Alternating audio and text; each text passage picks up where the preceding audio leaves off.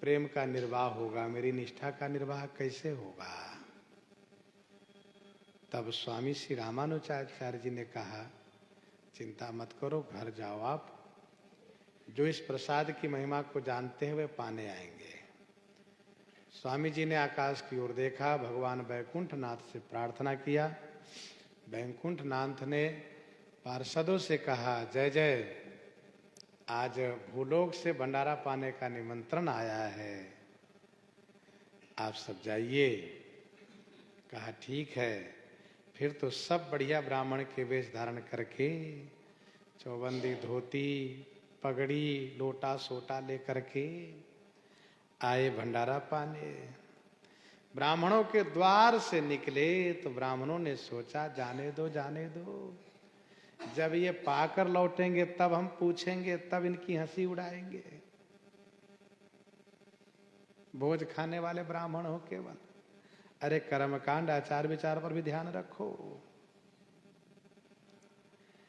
आए देखी पार्षद गयो गिरी भूमि सद, हद करी कृपा यह जानी निज जन को। आए देखी पार्षद, लोगों की निगाह में ब्राह्मण है, पर श्री लालाचार्य जी की दृष्टि में सब पार्षद हैं, सब भगवान के रूप में दिखाई दे रहे हैं। भगवान के पार्षद भगवान जैसे ही दिखते हैं। जैसे नारद जी को विश्वमोहिनी के स्वयंवर सभा में सबने नारद रूप में ही देखा, विश्वमोहिनी और शिवगणों ने केवल देखा उनको वानर रूप में। वैसे ही गांव वालों ने इनको ब्राह्मण रूप में देखा, परंतु श्री लालाचार्य जी ने तो पार्षद रूप में देखा। आए देखी पार्षद गयो गिरी भूमि सद, सद माने तुरंत, शीघ्र। पार्षदों के चरण में साष्टांग लौट गए श्री लालाचार्य जी। हद करी कृपा यह, आहा, आपने यह कृपा की तो हद कर दी। मेरा तो भाग्य उदय हुआ, मेरा जीवन सफल हुआ। जानी निज जन को, इस निज जन को जान करके आप लोगों ने कृपा की हद कर दी, कृपा की सीमा। पायो लय प्रसाद स्वाद, कही आह्लाद भयो। नयो लयो मोद जान्यो, साचो संतपन को। पायो लय प्रसाद,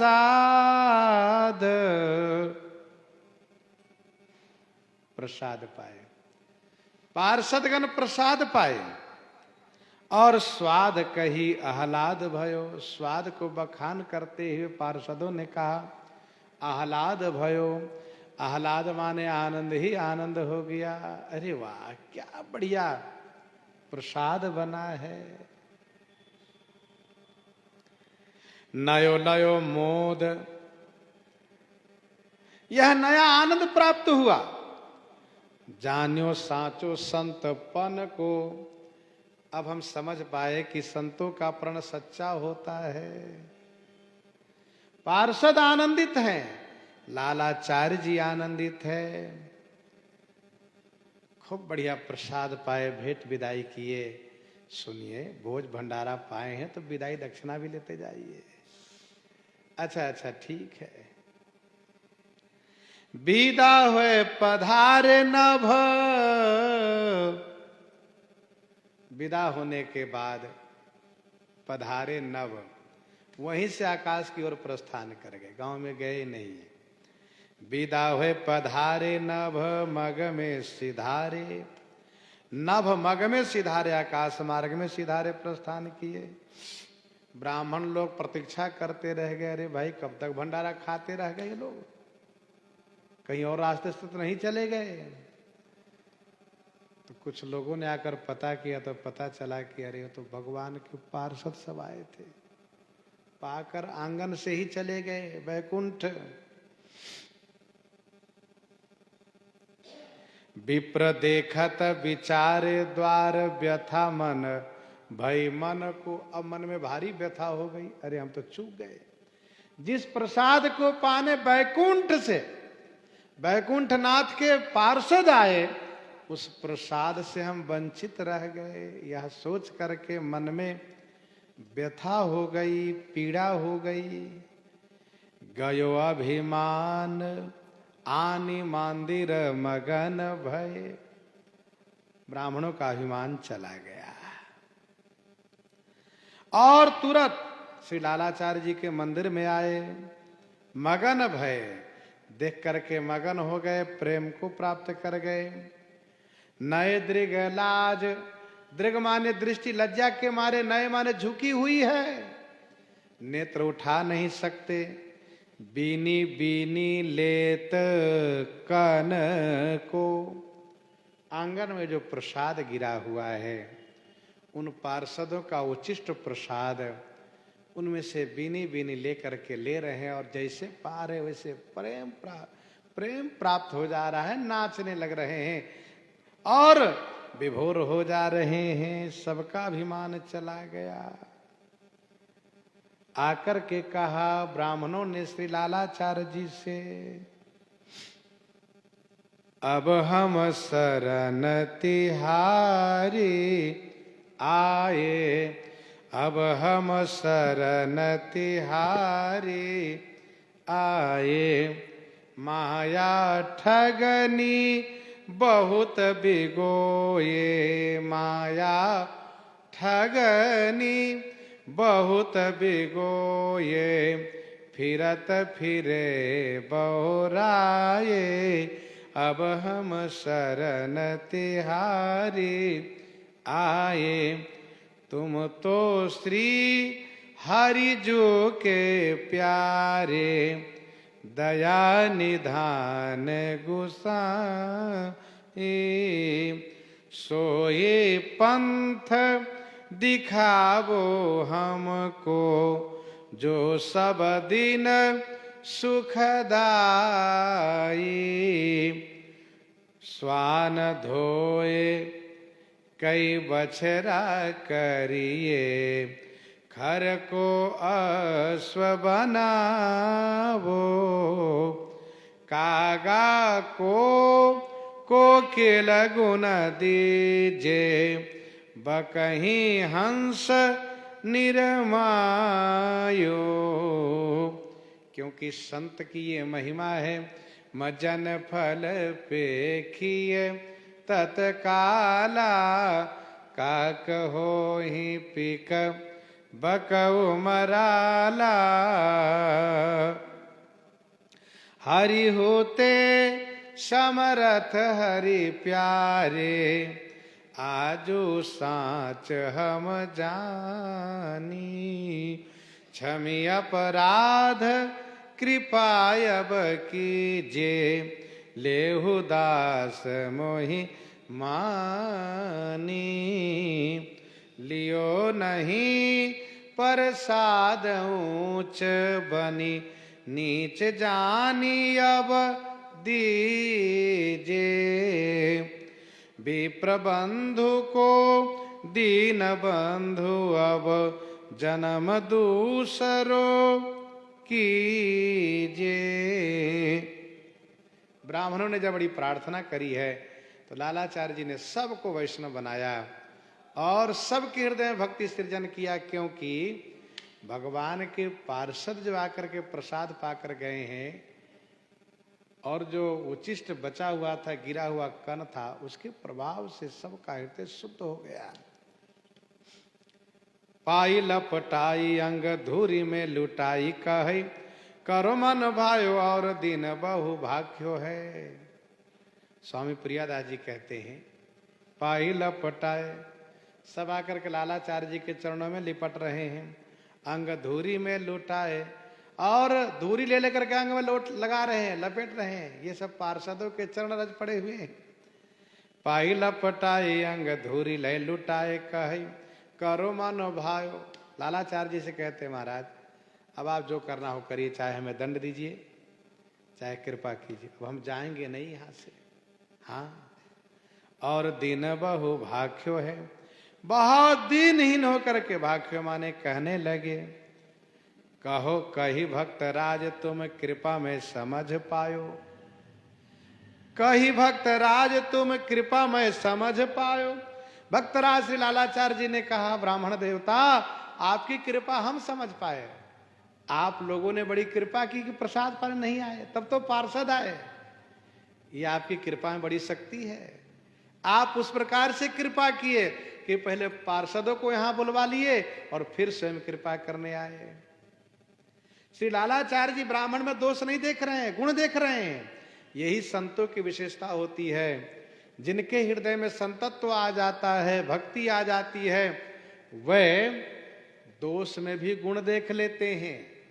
सामान्य जन तो गुण में दोष देखा करते हैं। कही भक्त राज तुम कृपा में समाज पायो, गायो जो पुराण में रूप नयन चाख्यो है। पुराणों में जो भगवान के पार्षद के रूप को वर्णन किया गया था, उस रूप को मैंने अपने नेत्रों से देखा। ये श्री लालाचार्य जी की भक्ति है। उन ब्राह्मणों के प्रति विनम्र हो गए, ऐसा नहीं कि उनके प्रति नाराज हुए हो, विनम्र हो गए। धन्य है ब्राह्मण देवता।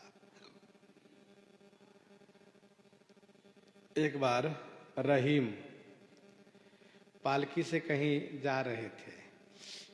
रहीम कहीं पालकी में बैठे कहीं जा रहे थे, तो किसी ने पालकी ऊपर एक डंडा से प्रहार किया, तो उनके पालकी ढोने वाले और साथ वाले कर्मचारी उनको पकड़ लिए। बेचारे डर गए कि मुझे तो मार पड़ेगी। पूछा रहीम जी से, इनको क्या दंड दिया जाए? राम जी ने कहा, इनको पहले छोड़ दो। सुनो, इसने मेरे ऊपर डंडा नहीं मारा, पालकी पर डंडा मारा। क्या सोच करके कि रहीम जी कल्प वृक्ष के समान है। कल्प वृक्ष पर कोई डंडा मारता है तो फल मिलता है ना, इसलिए सुनो, इनको 500 स्वर्ण मुद्रा दे दो और विदा करो। लोगों ने कहा, वाह, इतना पवित्र विचार। एक बार की बात है,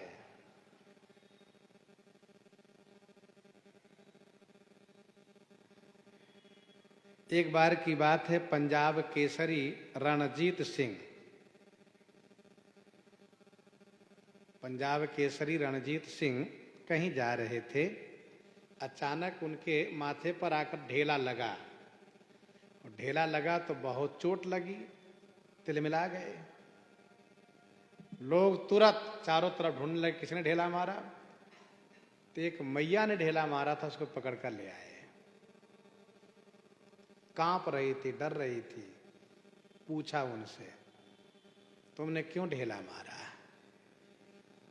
उन्होंने कहा, महाराज, मेरे बच्चे 3 दिन से भूखे हैं। मैंने बेल के वृक्ष पर पके हुए बेल को देख करके ढेला मारा कि बेल गिर जाए तो मैं अपने बच्चे को खिला दूं, जिससे उसके प्राण की रक्षा हो।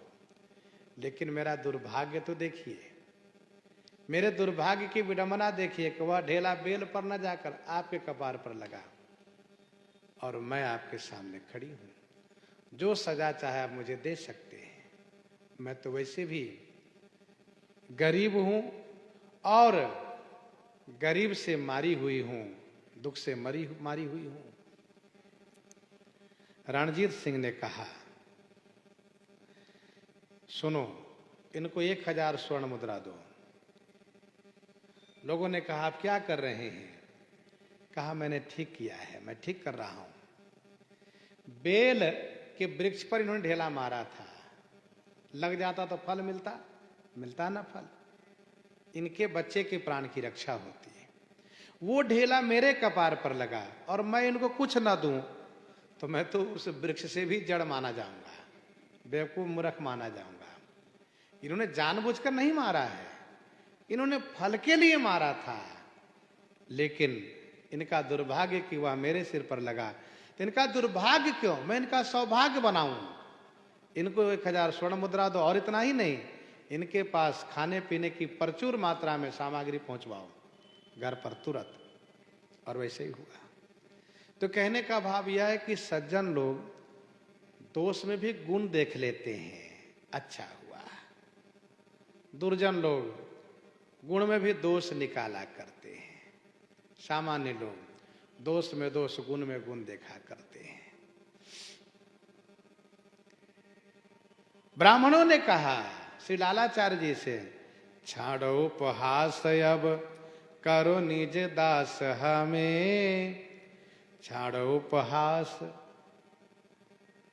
आप उपहास करना छोड़ दीजिए महाराज, हंसी न कराइए, हम लोग की हंसी मत उड़ाइए। करो निज दास हमें, हम लोग को अपना दास बनाइए, कृपा कीजिए। पूजे ही आस मनयति अभिलाख्यो है। पूजो ही आस, हृदय की आशा पूरी हो। मेरा मन अति अभिलाषित है, मेरी यही चाहना है, आप कृपा कर दीजिए कि ये पर संस मानो हंस ये परम को।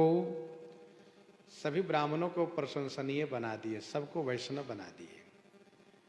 मानो हंस ये परम को, मानो ये कोई परम हंस है लोग। ऐसे जस लाख भांति घर घर राख्यो है। स्वामी प्रियादास जी कहते इसी प्रकार से घर घर में लाखों प्रकार से इनका जस गायन किया जाता है। धन्य धन्य वे साधु जन, लही जिनको लही सहवास। धन्य धन्य वह साधु जन, जिनको लही सहवास। बकते हंसा होए गयो, तमको भयो विनाश। तमको भयो विनाश। इस प्रकार से स्वामी प्रियादास जी वर्णन कर रहे हैं। इसके बाद हम आप श्रवण करते एकादशी के संदर्भ में। अगहन कृष्ण पक्ष की एकादशी उत्पन्ना एकादशी है। वैसे जो कुछ काल के लिए 1 वर्ष 2 वर्ष के लिए एकादशी का व्रत करते हैं, वैसी एकादशी से प्रारंभ करते हैं और इससे प्रारंभ करते हैं, कार्तिक शुक्ल पक्ष में एकादशी को समापन करते हैं। श्री सूत जी से शौनक आदि ऋषियों ने एकादशी के संदर्भ में जानने के लिए प्रश्न किए हैं। श्री सूत जी ने यह कहा कि हे ब्राह्मणगण, एकादशी की महिमा भगवान श्री कृष्ण द्वारा वर्णित है और श्री अर्जुन, युधिष्ठिर, भीम, नकुल, सहदेव, इन सब ने यह कथा सुनी है। एकादशी के व्रत को विधि पूर्वक करने से जीवन में सुख संपादित होता है, अंत में परम पद की प्राप्ति होती है। अंत में परम पद की प्राप्ति होती है। श्री सूत जी ने कहा, हे शौनक आदि ऋषियों, भगवान श्री कृष्ण ने श्री अर्जुन के पूछने पर कहा, पार्थ, अगहन कृष्ण पक्ष से एकादशी का व्रत प्रारंभ करना चाहिए। एकादशी के व्रत करने के कुछ नियम है। दशमी के एक बार भोजन करना चाहिए। एकादशी के दिन पवित्र जलाशय में स्नान करना चाहिए तथा निराजल एकादशी का व्रत करना चाहिए। भगवान की पूजा करनी चाहिए, भगवान के नाम का संकीर्तन करना चाहिए, रात्रि जागरण करना चाहिए। द्वादशी को पवित्र जलाशय में स्नान करके यथाशक्ति ब्राह्मणों को दान दे करके फिर पारण करना चाहिए। प्रयास ये करना चाहिए कि कुसंग से बचे, जैसे कि दुर्जनों का दर्शन न हो, उनका संग न हो, और कदाचित यदि ऐसा कुछ हो जाए तो भगवान सूर्य का दर्शन, अग्नि का दर्शन करना चाहिए, जिससे वह पाप समाप्त हो जाता है।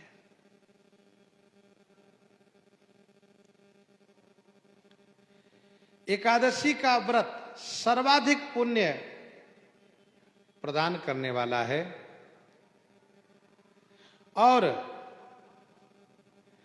जो पुण्य यज्ञ से, दान से व विभिन्न प्रकार के सत्कर्म करने से प्राप्त होता है, वह सब पुण्य एकादशी के व्रत से प्राप्त हो जाता है।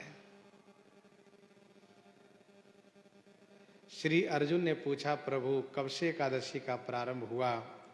तो भगवान श्री कृष्ण ने कहा, पार्थ पूर्व काल की बात है। सतयुग में मूर नामक दैत्य हुआ, जो नाड़ी जंग नामक दैत्य का पुत्र था। वह चंद्रावती नाम के नगर के रहने वाला था, वहां के राजा था। उसने अपनी आसुरी शक्ति से देवताओं को परास्त कर दिया। देवगण महादेव के पास गए। महादेव सबको लिए हुए भगवान विष्णु के पास गए। भगवान विष्णु ने उस असुर का परिचय देवताओं से जाना और आश्वासन दिया कि चिंता मत करिए, हम उनसे युद्ध करेंगे। भगवान विष्णु हजारों साल तक उनसे युद्ध करते रह गए। बड़ा ही प्रभावशाली, शक्तिशाली वह मूर दैत्य था, मर नहीं रहा था। भगवान युद्ध करते करते और फिर वहां से भाग लिए, जिससे उनका रणछोर नाम पड़ा।